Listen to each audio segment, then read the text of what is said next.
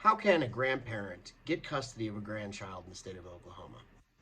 Hi, I'm Tulsa attorney Justin Mosteller, and I'm going to answer that question for you today.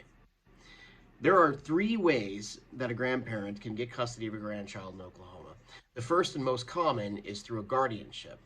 Now, a guardianship is a two-phase process. You start out initially with a petition for emergency custody through the guardianship.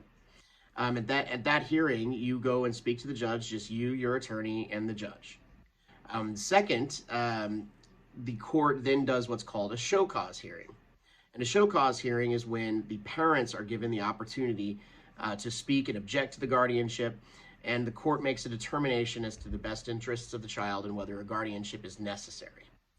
At that phase, and in all phases, it's very important that all the statutes that govern guardianships are followed, including service of process, special rules for a child of Indian descent, and other requirements, including background checks, that really have to be followed closely and are required, especially in Tulsa County.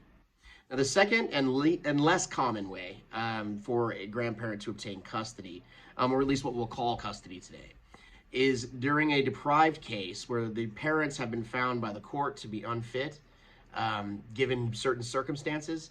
A grandparent can be a good placement for the grandchild while that case is pending and while those parents get help with their issues. The third and probably least common way is through an adoption proceeding.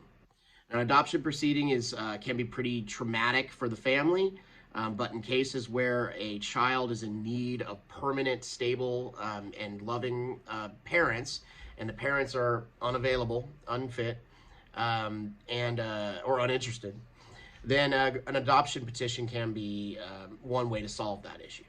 Now, an adoption has to also follow very particular due process requirements, and more so than any of the other ways, this will require an attorney to help guide you through those steps.